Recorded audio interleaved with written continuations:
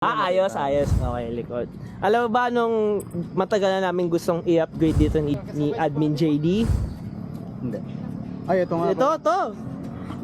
Hindi ang puta. Gagong puta, hindi alam. Ito, it's too big for his, ganyan. Tama, It's too tama. big. Lagay mo kamay mo dito. Lagay mo kamay mo. Oh, bumubuka. Oh, not good. Balak namin bumili ng 38 pero nag-iipon pa kami. And then another is 28C.